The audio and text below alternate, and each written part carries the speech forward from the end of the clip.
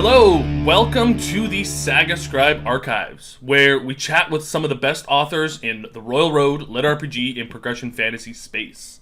Today, we're joined with the amazing JD Mullenary Sr., aka Abnormal V Average, writer of Creation, which has just wrapped up Book 3. Is it okay if I call you JD, by the way? Yeah, that's fine. It's totally fine. Hey, it's nice to meet you. How's it going? Well, I have a cold, so my voice is going to sound funny, which is great timing for an audio interview, but that's life.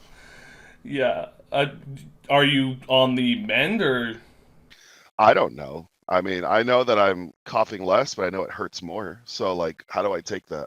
Yeah, fair enough. First and foremost, JD, I just wanted to ask you, how did creation come to be? What kind of pushed you to publish like this specific story, and maybe give me a little bit of background on what your experience with writing is? So, it came around because I'm lazy.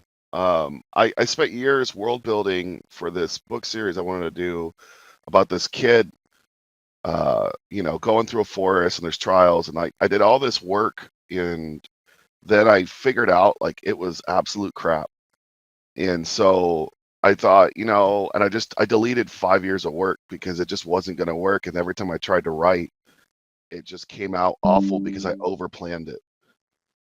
And so I ended up swapping, and I just thought to myself, if I don't want to sit here and world build, why don't I write about a guy building worlds? And so I have a degree in English from UTSA, and I talked to one of my professors about it who I was close with, and she thought it was a good idea.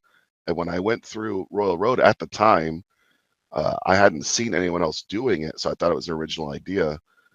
And then all of a sudden, I heard about World Keeper and Breath of Creation, and my own freaking title was named Creation. So I got real upset about that Yeah. because I was like 80,000 words in at that point.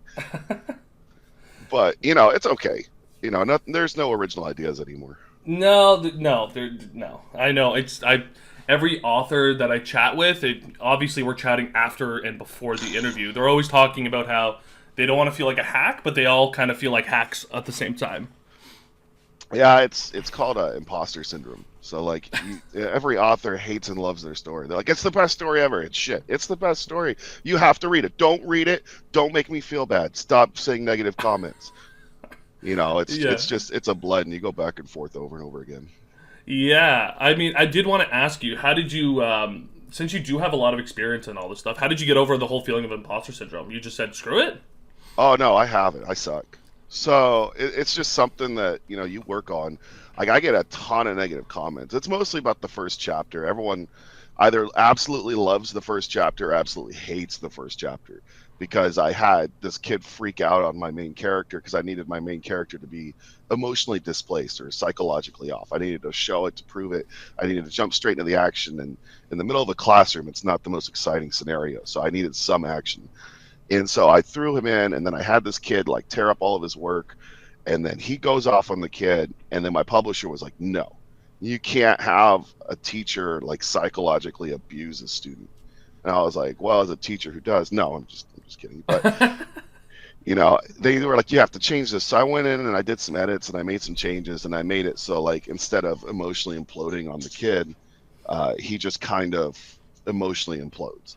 And so a lot of people like the changes, some people don't, but I got so many negative reviews just on the first chapter. Are you serious? I actually really liked your previous first chapter rather than the newer one.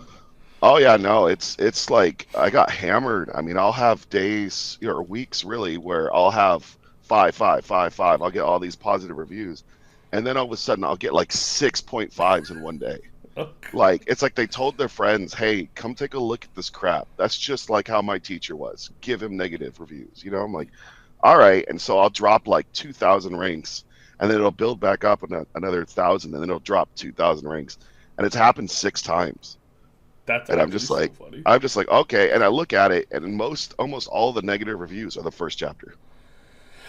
I not gonna lie, so I wouldn't worry about that too much because you've still gained a bunch of followers. I don't know, if, like, do you really think that rank matters that much on Royal Road? No, I mean, so I've seen some fives, or not fives, but close to 5-star stories, and I don't like them.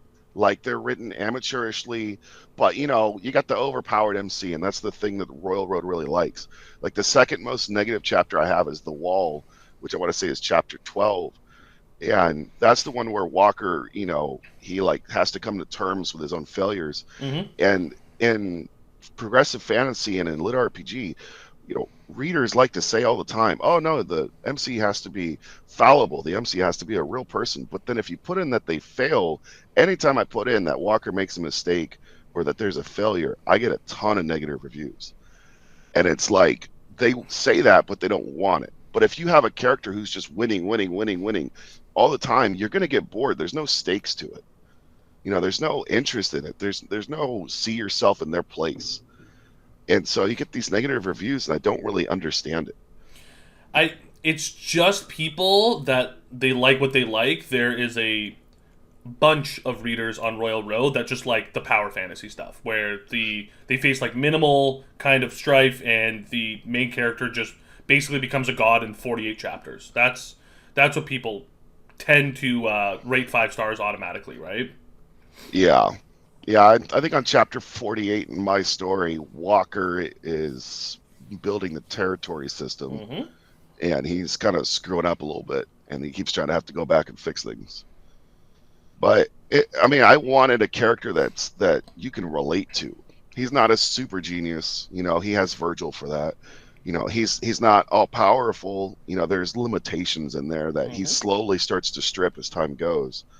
But the idea of just, a normal person being isekai, transported, translocated, however you'd like to say it, into a place and just being told, hey man, build your own world, and you get to see lit RPG start from the ground up because Walker understands video game theory, and he's slowly building it up so that his own people can have a recognizable system to defend themselves. I thought that was a really cool idea. Yeah, I really like that. And one thing I actually really enjoyed about your story is the blend of character and world building. Like Walker changes as he's changing the world that he's creating, and I don't know how much you planned into that. I always struggle because I'm always thinking to myself, did the writer or did the author like plan the development of the character in this way? Did you like plan Walker's growth as a character from chapter 1 to chapter 100? So, like, I should, because I'd be a better writer then. But basically, what it is so Stephen King wrote a book called On Writing. I read it like 3 times. And he said that he tried to be there's plotters and there's pantsers, right? He tried to be a plotter, and it just doesn't work. So he said instead what you should do is you should write the end of the book first, and then just start writing the beginning and see what the journey is to get there. And then when you finish it, then you go back and you fix all these little problems. Well, some people have trouble with my story on Royal Road because that's my rough draft. That's pantsing. Like, I already have the last 6 chapters written. I was the first thing I wrote. Okay. And so right now, everything I've put on Royal Road is the rough draft. The 7 time edited book versions are what's going to be coming out on Amazon July 25th. That's the first one. And those, it's been through 7 edits. Between myself and beta readers, Patreon, Royal Road, a copy editor, my publisher. It's gone through a lot of changes just to make it so that, it's an actual book. So I feel like situationally, the version that's going to be on published is going to be like 5 times better than what was read on Royal Road. And that's not me trying to pump it up. It's in July. No one's going to remember. But it's just one of these things where I wanted to make sure that I got the story out there so I could kind of pick and poke at what the problems were. And Walker's character development just felt like a natural flow. I'm just kind of shifting from A to Z and trying to make it so that way, first he starts out and he's got to build a monster. Okay, I screwed that up. And then he's got to work with his assistants. Okay, well, he freaks out one of them. And then he's got to work with the primogenials, and then they're a bunch of bag of ass. And so he's got to try to figure out a way to work with them. And then each time he kind of like adjusts and he influences himself, and he makes these decisions introspectively that this is who I am, but this is who I want to be, and I can always be better. I actually really enjoyed that about creation. Walker navigating everything that he has to deal with. Actually, one of my favorite parts is the chat system that he gets opened up to him when with all the other creators. I actually love that part, or all of those parts. Yeah, I did that because of Reddit. Okay. I just thought, what if you had a multiversal Reddit? I even have it. I even had it in my notes as Reddit. Like, and then later on in chapter, I gotta do the math. 97, Hmm. 98. He actually turns it on for like the entire multiverse. He's just like, and then you can be anonymous, and then he gets like bonus points from the system for allowing them to be anonymous, like a hidden little, hey, you did a good job. And then of course that's going to piss off like the ruling powers to be because they don't want them to be anonymous. I even have a chapter coming up. I think it releases in November where they're like, how dare you, allow these people to be anonymous? How are we supposed to fight the insurgencies and the rebellions if we can't tell who's doing what? And so I thought that was an interesting view on it. Oh yeah, it's gonna be super. That sounds awesome. I can't wait to read that. Yeah, I mean, going back to what you're being published, you are signed. How does that process kind of work? Because honestly, right now things are kind of surging in the space, and I think maybe you could provide some perspective.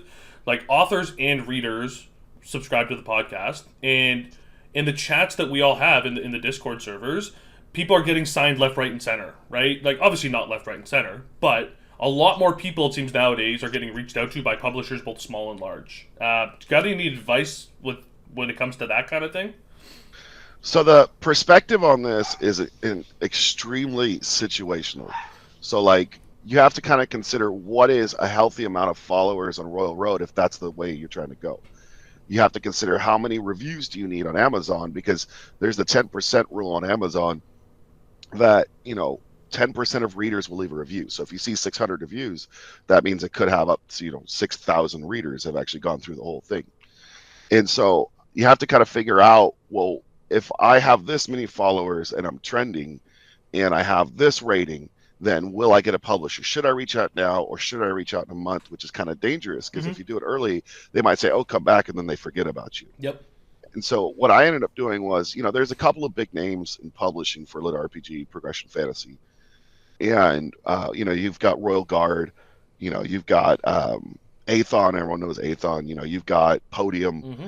And the style of my series, like my writing style, is written more for the ear than the eye because naturally that's how I write. Because before I was a writer and a teacher, I was a TV reporter. Mm-hmm. And the main thing you do is you're writing to speak out loud. So my entire story is based on the idea that the audiobook is going to kick ass. And so I went with the company being Podium. I wrote them saying, hey, can you take a look at my story? This is who I am. This is what I have planned out. This is where I'm at. And I got a response in a couple of weeks from Chelsea, who's really nice. And we did an interview, and she's like, I love you. Let's sign you. We'll get your whole thing figured out within a week. And that was, I want to say, in May last year. Mm-hmm. Oh, no, this year, sorry. And then it's been like that ever since. But if you're asking specifically like how to get signed, I wrote them. They were very excited when they saw it, but I wasn't really on their radar. At the time that I wrote them, I was at about 2,000 followers, and my rating was at 4.5 stars. Okay. Um, and but I had a lot of comments. There's like 4,000 comments on my story, and I think that interested them as well. Plus, the way I wrote them was I didn't send them a cover letter or anything like that. They give you this little text box, and I just told them, hey, this is who I am. This is my plans. This is my story. Let me know what you think. I thought I'd get a rejection message. Mm-hmm. But at least most rejection messages are going to be something like, hey, this is why we didn't take you in. And that would have been fine. But Podium is the only one I wrote to because they're known for audiobooks. And I know mine is going to be an excellent audiobook. And they even have my narrator picked out. Oh, really? Like right away they knew who was going to narrate. Do you mind? Well, they saying who sent it me is, or no? they don't want me to talk too much about the process because Yep. that's like a private thing. But I can say like I got a list, and then I go through the list, and then I kind of pick, and then if the narrator agrees with it, then they go with me as well. And so my narrator is going to be Jonathan McLean, Mm-hmm. Awesome. who's the guy that does Newtown. Yep. And I thought he'd be good because there's a mixture of grit in my story, and there's a mixture of humor in my story, and he seems to do really well with that. That's fantastic. So you only reached out to one publisher, right? And you heard back right away. Yeah, That's yeah, awesome. that's the only one I was interested in. I mean, Athon, I'll be honest, Athon was like my backup, but Athon tends to go with the power play, like the power fantasy, Yeah. and that's not really what my story is. No, it's not power fantasy, but it does fit, and I do think it's going to be an excellent audiobook. Yeah, I mean that's how it's written. Honestly, Royal Road isn't even truly the crowd that I should be reaching for. Like a lot of the cerebral stuff I do in there, it's not let's build up, let's kill, let's build up, let's kill, let's get levels, get levels, get levels. That's not really how it works. It's more of just exploring the idea of what would it take to build a world when you're basically a fallible person.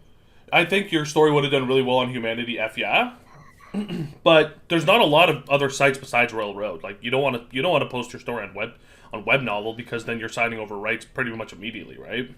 No, I don't want to sell my soul. Yeah, exactly. And actually, I did want to ask you about your kind of career background. From what I could gather about you, you've had a pretty interesting career. Sounds like you served. Sounds like you've been a teacher. Sounds like you're a TV reporter. I mean, has that influenced your writing style or kind of like the things you wanted to write about it all? So, I mean, it's a common adage with writing that you write what you know. Mm-hmm. If you're a I'm not trying to be mean. If you're a garbage man, why not have an MC who's a garbage man and he takes out the trash and the trash are monsters? Like if you know the process, if you understand inherently how it works and you live that life, then you have an emotional or you have a connection to it. And so I know teaching, so I wrote my first character as a slight self-insert. In the beginning of the story, Walker is me. That's how I would react. Nowadays, with all the things he's gone through, that is no longer me. I have to now figure out, what would he do, not what would I do. And so, originally I was a computer salesman, Mm-hmm. and then I was a post anesthesia care unit orderly, and then I was an X-ray tech, and I Oh have my a degree goodness. in that. Oh my goodness. Yeah. And then I joined the military, and then I became a TV reporter while in the military, and I used to do commercials, and I used to anchor my own show. And then I was in Afghanistan, and I was fighting. And then I came back, and I was a stay-at-home dad for a while, and then I was a hotel concierge, and then I was, back to college for the third time for Mm-hmm. my third and fourth degrees.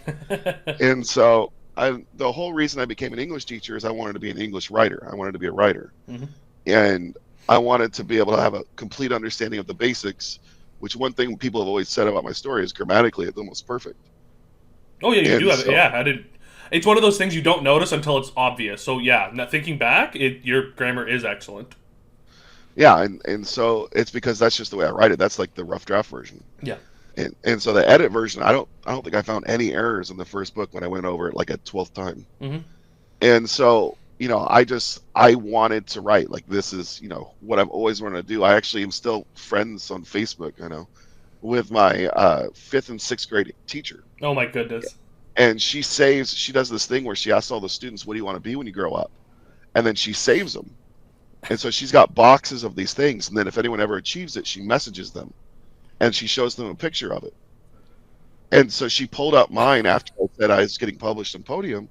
And she sent me the picture and it was like, I want to be a writer. And there's my name. Oh my goodness, that's adorable. And I wrote that in fifth grade. That's so fun. I have a similar experience. One of my favorite teachers ever was a teacher named Mr. Rafferty. I was always a reader, but he introduced me and kind of pushed me towards the fantasy. Obviously, back then it was like Harry Potter and Hunger Games, and then slowly it morphed into where I am today. So, Mr. Rafferty has been. I always thinking about him because he was just like the grumpiest teacher ever, but he meant so well. Oh, yeah, that sounds like me in my own classrooms. I don't know. I'm just real sarcastic and dry. And Yeah, I don't know. It connects with my students really well, though. yeah, they probably think Like it's they funny, just, right? yeah, they just get me, and then I do like silly things every once in a while to break character, and then I get them to laugh, and then we're back to focusing on the project. You're not trying to be like Mr. Cool Guy, where you're trying to show them TikToks and stuff in class. No, I mean, I do a lot of weird stuff. You can't show TikTok in class. Oh, okay. I'm Canadian, Eh, so I think things are a little bit different up here. Oh, I see what you. Yeah. So okay, okay. So you're like the attic above a really good party. Sorry, Robin Williams said that, and I always thought it was funny. I mean, yeah. You don't hear it. You don't hear the accent. I try to ignore accents because I get like the school I teach at is a Title I school. We get a lot of kids who are refugees and things Yeah. like that, and so there's a lot of different accents, languages, things like that. And so I try to kind of not pay attention to that. Yeah. Fair enough. I mean, you recognize it, but then it's on the back burner in the back of your head. True. True. True. I just get called out a lot every single time on like meetings or anything like that.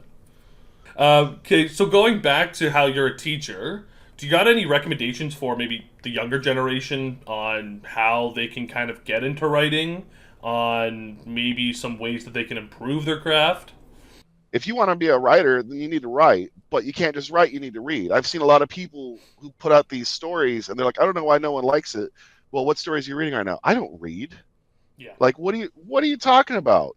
You writers need to read. Readers can write if they want to, but either activity is going to improve your writing or your understanding of the written word. So if you want to get better at writing, then you need to read Mm-hmm. and you need to write and you need to write. And this is my suggestion personally. This is what I tell my students. If you want to be a writer, write a literal shit ton of short stories. Just write a ton of short stories because it's going to help you better understand plot. Like once you spit out like 50 short stories, you're going to be able to write a novel like it's breathing, like it's nothing. Because you're going to have a beginning, you're going to have a middle, you're going to have an end. And then you're going to have a character who's going through a journey, and a short story is longer than 20 pages. And because it's shorter, you can fly through it. I'll write 20 pages in 2 hours. Oh my god, You know, they you're like should. fiddle soup, eh? You can just bust out words, no problem. Well, it's because, so the mistake a lot of people make, and I have a lot of aspiring writers that come to my Discord, I invite them because I'll help them with their writing. Mm-hmm. Like, I'm not going to read 50 pages for you. I don't have that kind of time. Yeah. But I'll read, like if you tell me a specific section, hey, I can't figure out what's wrong with this, I'll look at it. If you need advice, I'll give it. I have no problem with that. I'm actually really happy to do it. I'm a teacher. Like that's part of who I am. And so one of the things that'll happen is that I have these people come in and they'll say, it doesn't sound natural, it doesn't sound natural, this sounds bad. And it's because they're not putting themselves in their character's place.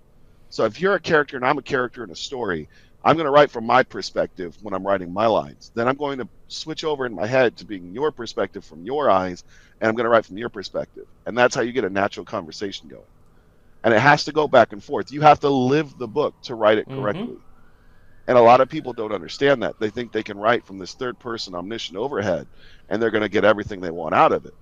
But then you're kind of selling the story short. You're not giving people like this immersive moment because you're not immersing yourself while you're writing. Like Shane Purdy, the guy who writes Wolfshine, or he is Wolfshine, right? Like he's the guy that writes, Winter Wolf and all that. Mm-hmm. I've talked to him a lot about this kind of stuff. He and I are kind of buddies. And, he spits out, like, I write, 20 pages in a day. If I'm lucky, I can kind of get that done. But that guy, he'll do like 45 or 50. And he does it every single day. Oh I my mean, he's goodness. publishing like a book a month right now. That is a monstrous amount of writing. And it's because they're immersing themselves. I Mm-hmm. mean, that's something a lot of people don't get. You can't just, they're pantsing it to a degree, but they have a narrow linear plot and they're putting themselves in the moment and they're just go, go, go. And this first we go to A, then B, then C, then D, then E, then F.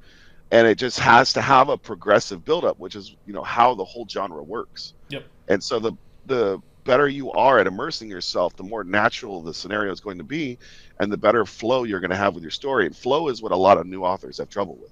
I myself, when I was editing the first book, there was a ton of flow problems. I had to go and delete entire sections. I had to rearrange things, because the flow kept getting screwed up because it was like a stutter step because I was having one in my brain when I was writing. And so that's what the editing is for, is to go back and fix those issues. Clean everything up, make it pretty. Yeah, and a lot of people don't like editing. They'll pass it off to a copy editor and they'll put it out there when if they did a full line by line edit, which is what I do, it's going to be a lot better off as a story. It's going to be more cemented. I lose a month of time writing my next series while I'm doing it, but I feel like I put out a better product. When you're saying line editing, and again, I'm not published, but everyone always says line editing. For everyone that's curious, line editing is literally going line by line and making changes to each sentence. Yeah. Yeah, and you don't just Grammarly it. Grammarly for me, with my knowledge of English, is like 75% of the time wrong. Like if you put the words at once, and you guys can test this, it will always try to change it to simultaneously. If you put the words at the same time, it will always try to change it to simultaneously. Yeah. It's gonna homogenize your writing as in make it all sound the same. It's gonna be boring. You got to be careful with Grammarly. Commas is one thing, colons and semicolons is another. Mm-hmm. Knowing the difference between a question mark and an exclamation mark and ellipses, all that fun stuff. I get that. But don't let it change the words just to because it might sound better because it'll keep doing it over and over again. Here's a question. So M dashes are super popular on Royal Road. How do you feel about M dashes as a teacher? I don't understand it. I do a lot of dots. I'll admit, when I went through my first book edits, I had so many dots. I didn't know I had a problem until I did the editing. And even in that first book, it was dot. Like I had way too many dots. Like every And chapter, you were trying to do dot dot oh, dot. it was so bad. And so I went through it. I fixed all that. Like I had some dashes in there, and it's just you don't know what your problems are with writing until you go through and edit. And now, like the chapters I've recently put out, I put out 3 last week. I'm putting out 3 this weekend. And now that I've done all my editing on books 1 and 2, because I'm done with editing book 2, my writing is so much better. Like Really? editing your own stuff is like enlightening. You get to figure out what's going on with your writing style, because most authors, big time authors like Ray Bradbury, like I love Ray Bradbury. He's the godfather of short stories. He said you have to write about 1,000,000 words until you can find your writing style. And so I just hit about 1,000,000 last weekend. Congratulations. And it's true, like you don't know your writing style until you hit like around 1,000,000 words, which is why I had that short story suggestion, because then you're on the journey to figuring out what you're doing.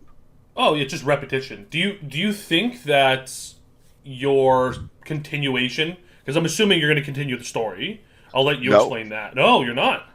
no. Oh, So book 3 ended. It was called Strandbinder. In fact, it's not even going to be called Creation in the next. Well, whenever my publisher gets me my new covers, the name is going to change to Symphony. mm-hmm. So, because that's really the focus. It's not necessarily focused on building a world. It's about building multiple worlds, and it's more of a focus on Walker. And so Symphony is like the center of the first planet. It's the planet itself.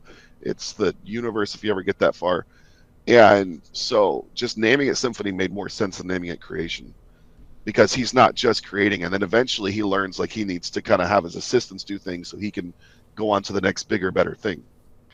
And so the first book is Symphony the Alpha Protocol. The second book is Symphony Displacement. The third book is Symphony Strandbinder, and then the one I'm writing right now is the final book in the series, Symphony the Creator Wars. That sounds awesome. And so all this buildup that's been done in books 2 and 3 is going to pay off in book 4, and it's like lightning fast. Like all the slowdowns you saw in 2 and 3 Yep. have to go away because we're at the end of the series. And then as soon as it ends, I have a novella I'm writing that's already pre-plotted called The Boy in the Stick, which focuses on my antagonist, Mr. Nobody. Oh, And really? then it tells you his history and why he's there. Okay, so you're gonna stay within the same universe, Yeah, but the whole that's the whole idea of Symphony, creation, was I wanted to write this universe. I didn't even plan on writing the series. I came up with Walker Reed on a lark. Like I was going to change the name, and then it just kind of stuck with me over time. But the whole idea of it was to get to another series I want to write called Grey, and it's spelled Grey because he's British, and that's the focus on Alexander, or Lex. He has like a small mhm. part in the Symphony series. Yep. That's my main protagonist. That's the one who I plotted for 6 years. Oh my goodness, that's awesome. So the whole idea of Creation Symphony, whatever you want to call it, is to lead up to Grey. It's all a bleed up, and then if you start reading Grey and you want to kind of know about the history, like how did this come to be, why is this like this, why do you have to pet a squirrel, you can go back and you can read Symphony, and then Yep. it'll catch you up. Yeah. So okay, so you want to do the whole big universe, multiple stories within the same universe kind of thing. How are you even supposed to plan and keep track of everything for a series like that? Do you just have a monster Excel sheet? Like where do you store all the notes for all the different kind of rules that you've laid out in the Oh Symphony my series? God, no, not the rules. So I have 3 beta readers, and I have them track me and make sure I'm not violating my own series. Mm-hmm. That's like their whole job. I don't need help with grammar. I don't really need help with ideas too much, although I will say I'm leaning on one of them a little bit right now. I don't really need help with writing or anything. I mostly have them fact check me to make sure I'm not violating anything. I don't think I've jumped the shark. I don't think I've had any, plot breaking moments. There was one that came close in the second book, but I fixed it before it publishes. Um, but I had this one note system, and it was Google Docs, and then that was like I had like 120 pages of notes, and it just kept getting slower and slower. Oh yeah. And so I was like, all right, I can't do this anymore. So I swapped over to Scrivener. And once Scrivener hit 300 pages, it wouldn't work anymore. And so I had to gently and slowly, before it crashed, transfer the notes into Obsidian. And then Aha! Obsidian was having problems. And so I transferred over to Microsoft OneNote and I used cloud saving. And that has been what I've been using for the last 4 months, and it's been great. Oh my goodness. Oh my But I goodness. have to, but I have to pay for it. So I've gone through 4 different note systems, and then I don't really have to have Excel sheets because I don't have levels, I don't have skills yet. Yeah, You know, that's not how this system is designed. When I get to Gray, I'm going to have to. And 100%. so I took a class on Excel just to prepare for it. You took a Udemy class or something. Yeah, like I had to actually take like a course online to figure out how to use Excel and an advanced functionality. And then Path of Ascension, written by C. Mantis, he has this incredible uh, Excel spreadsheet algorithm, and it's beautiful. And so I stole it, You and stole, so you I'm just using copied and that. pasted it. Yeah, he put it out there, and he tells people you can just grab it if you want. Yeah, I know. A lot of people don't realize that there's so many. They just have to dig a little bit. I try to gather as many resources as possible, but like there's so much stuff, so much good stuff out there from guides for new authors to like resources and things like that. What's your take on Discord? As somebody, you said you're a bit older. You've done your time and you've seen a lot of things come and go. What's your take on the Discord communities that people are fostering? I miss Ventrilo. I don't even So know what that is. so I used to run one of the largest gaming clans in the world, and it's still around kind of. It's called Fever Clan. I'm not like the main guy who owned it or anything, but I was one of the guys who ran the whole thing. They kind of hate me now and make fun of me because I tried to split off and make my own, and that didn't work out. But yeah, no, I've been through Ventrilo, which was an oddball voice over IP similar to Discord, and then I've been through TeamSpeak, Mm-hmm. and that was like the thing that Discord kind of immediately followed after.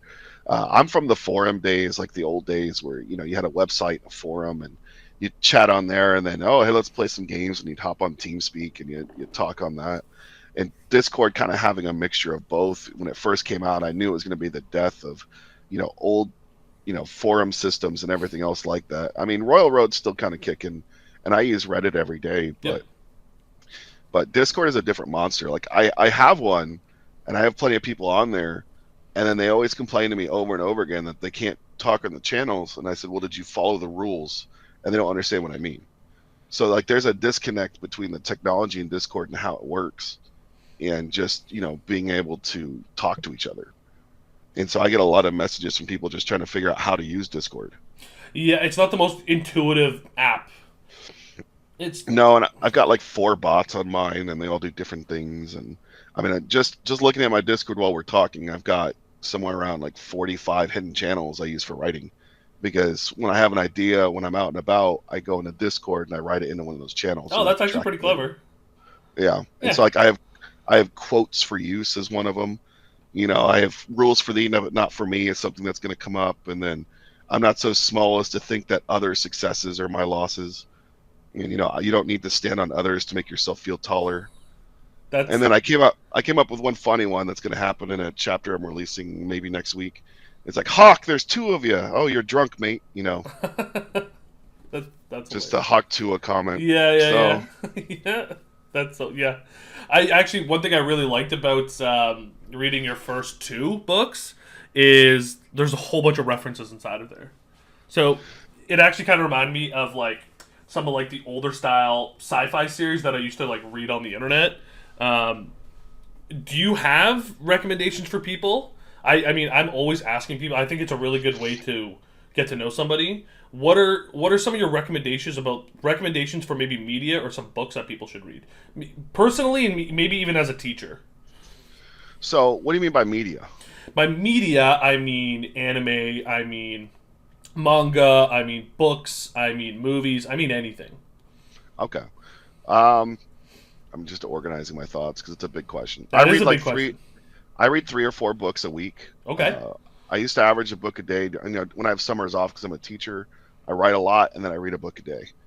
Um, it's situational. So, like, my favorite book of all time is The Alchemist by Paulo Coelho. Okay. And when you read it, it has a specific meaning to every person that reads it. It's special that way. And then if you wait 5 or 10 years, the meaning of it will change because you've changed.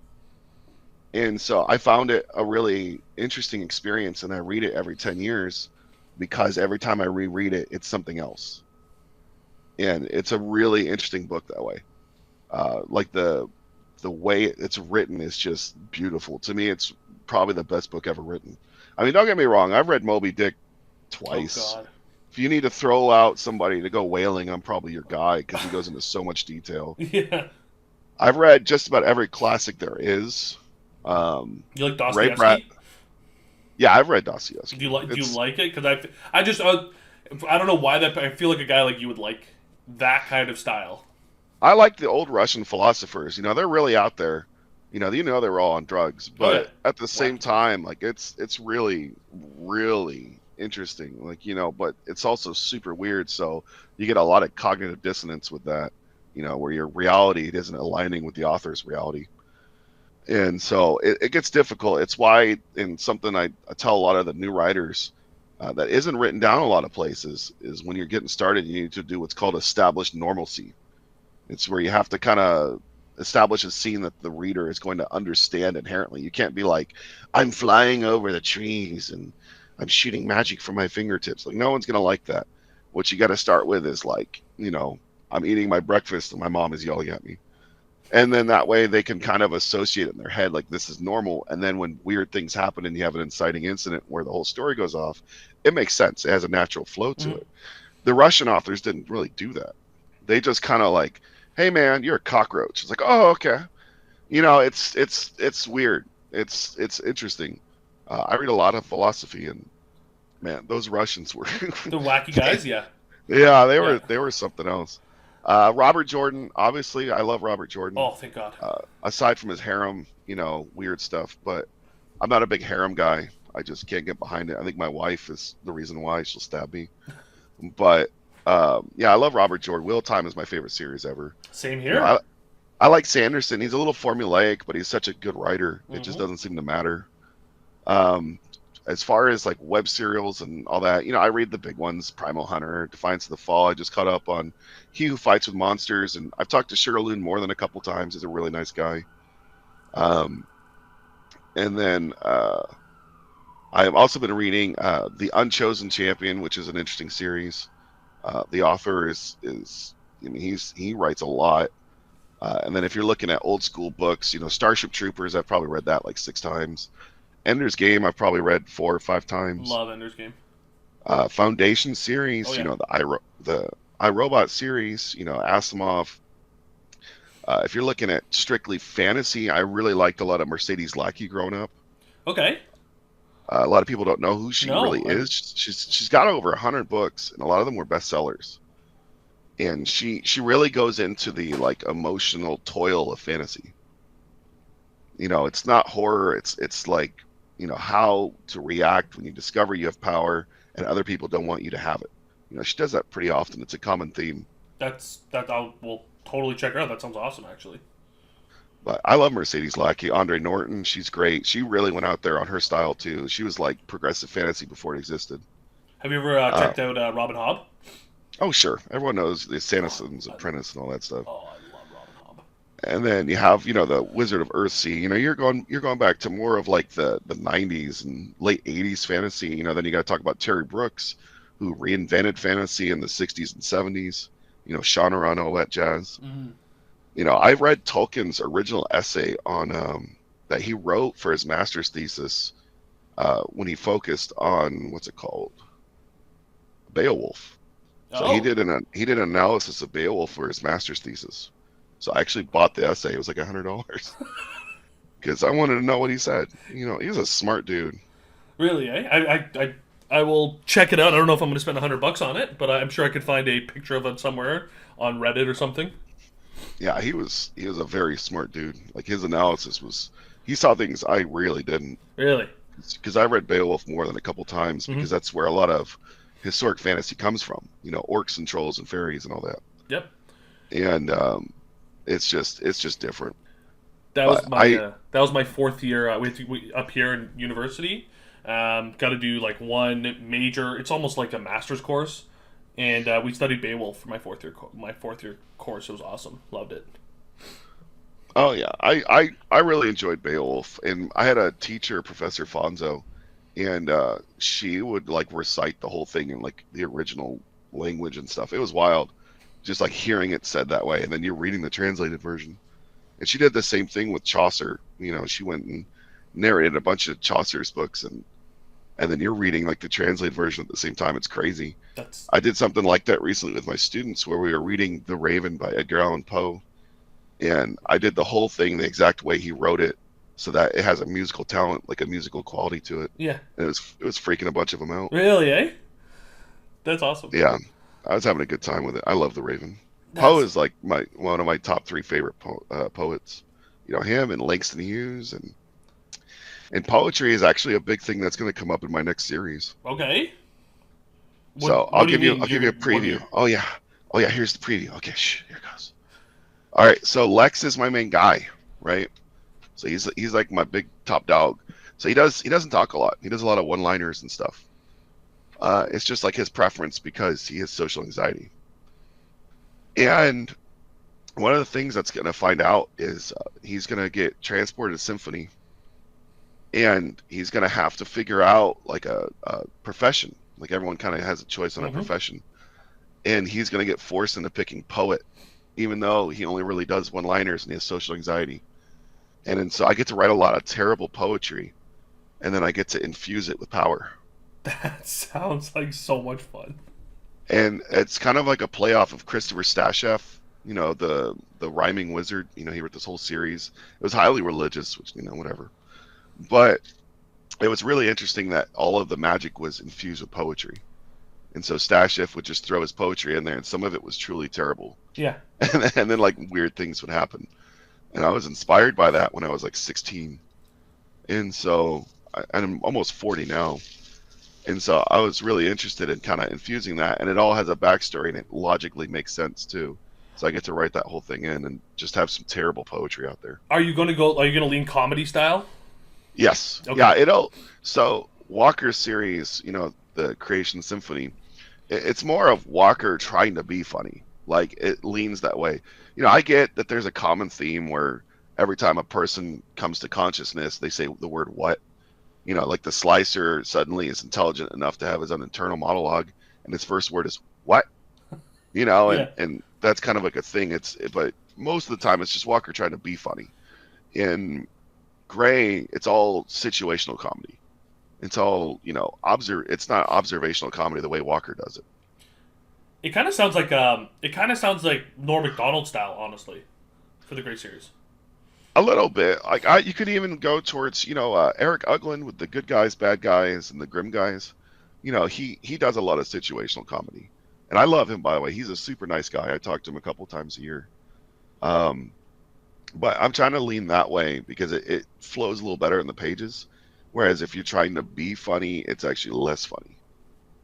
Yeah, no. I actually did have some laugh out loud moments on your series, so I don't think you're going to struggle with making it funny. Yeah, we'll see. My wife says I'm not funny at all. Funny looking. But Funny not looking? funny. That's totally Yeah. fine. Oh yeah. She says it every time I ask her, "Do you love me? You're funny looking." Oh, okay. You're funny looking. um, trying to think. I think that's all the questions I wanted to ask. Do you think I missed anything? You're doing that. Remember, I was an interviewer. You're doing that. Is there anything else you'd like to add? Um, see, my favorite superhero is the Flash Ooh. because he's the Okay, only why the true Flash? hero to me. Because he's the only true hero to me. Like he's the only one like who just like he has to hide everything about himself. He has to protect his family. Batman, he's like my parents. Martha. Superman, like you have a responsibility. But like the Flash just does it because like it's like he just sees people who need saving more than anyone else. Like Aquaman wants to protect his Atlantis. Wonder Woman wants to keep magic contained and all that garbage. Martian Manhunter is just trying to survive, and he's basically an immigrant. But the Flash, he's just a natural hero. Even in the end of the DC series, when they look back in time, everyone agrees the Flash is the greatest hero ever. Really? I Yeah. Okay, we're gonna agree to disagree. How dare you? We're gonna okay. The Flash is your favorite superhero. That is a wild take. I actually never heard that one. Oh yeah, I love the Flash. Like it used to. I was growing up, it was Superman. But then you start to realize being bulletproof is bullshit. And then it's Batman, and then you're like, wait, but he has money. I don't have money. And then you have the Flash, and he doesn't have money. He's not bulletproof. He breaks stuff all the time, but he always saves the day. And more often than not, they would fail without him. Like you could take away Superman, they'll probably still succeed. You could take away Batman, and it's gonna be close, but they'll probably still succeed. But almost every time they lean on the Flash. Like even when you read Blackest Night, they lean on the Flash. That's, you know what? Okay, I'm gonna have to.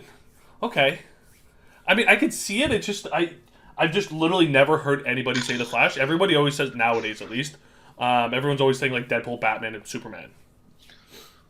Or I the love Hulk. Deadpool. Or the Hulk. The Marvel version, he doesn't grow. He just gets No. mad, and then he gets beat up by Thanos. Like in the old version, the angrier he'd get, the bigger and stronger he'd be, to the point where he's like one punching, planets. But in the new version, they kind of got rid of that, and now he's like Professor Hulk. Yeah, he's kind of like Tame Hulk. Yeah, and I don't want Tame Hulk. I want him to like blow stuff up. True. They did. I, Yeah. I want him to be like a wild card. I want him to be the Charlie Kelly of Marvel Avengers. Who you don't want to unleash on anybody. Yeah, pretty much. Like he's like the last card they want to pull. Like no, use like nerdy scientist guy. And then the moment you like slap him, and he's like, oh okay. But no, instead we got like the sun is going down, big fella. Like what? No, let him punch a planet. Just blow it up. That's so